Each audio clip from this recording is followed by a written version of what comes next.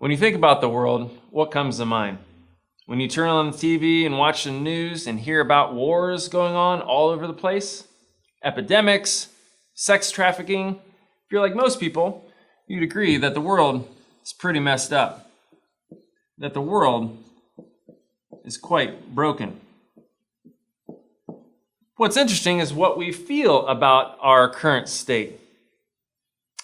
Each of us, to a person, is not content. We have this hunger, this thirst for a better place. And what's interesting about that is our natural hunger points to the reality that food exists. And our natural thirst points to the reality that drink exists.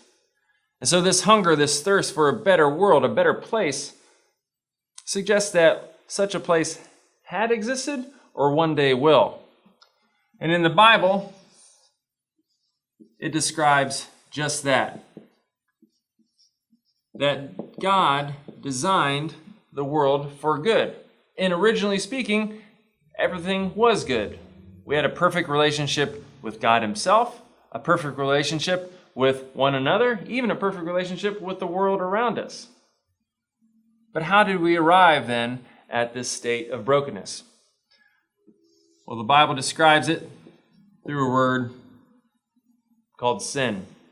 Sin isn't a popular word in our culture, and so it needs to be described in a short way. It's basically a departure from God's design, a departure from what God would have us do. It's in essence, we chose to do things our way versus God's way, and as a result, a separation between us and God was created, and the result of that is our current state of brokenness.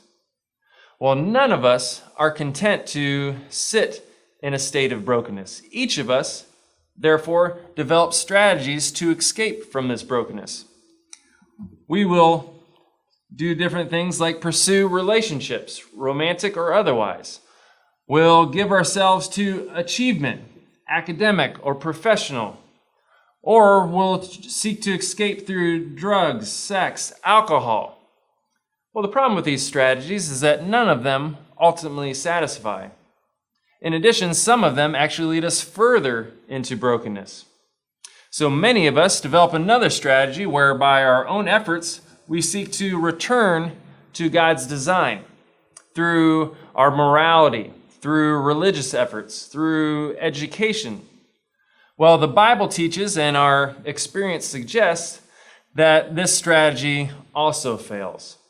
It fails because of the reality that we ourselves are broken, and our strategies are also therefore broken.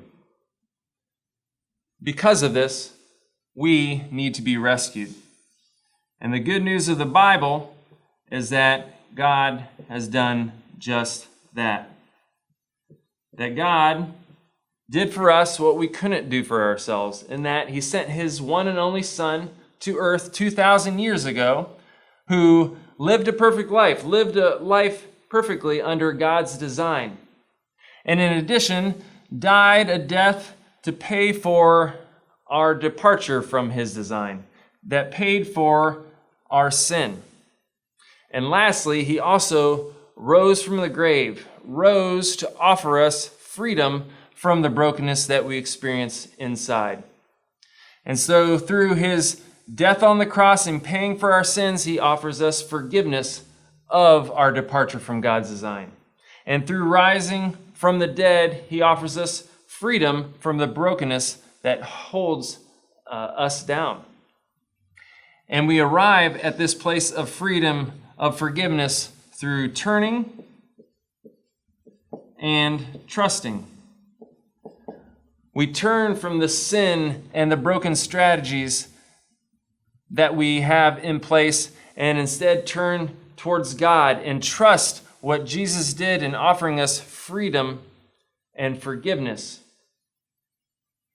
But the good news of the Bible is that God not only offers us this forgiveness and freedom, He also invites us to partner with Him and with others to pursue God's original design, to pursue healing, to pursue others in brokenness. So I want to ask you, where are you on this diagram? Are you up in this corner where you're living in a state of brokenness, implementing broken strategies? Or are you more in this corner where you're seeking the forgiveness and freedom that Jesus offers? Or would you find yourself in this corner where you've already come to a place where you've experienced the forgiveness and freedom that Jesus offers and are partnering with him and with others to pursue God's design for this world? Where are you?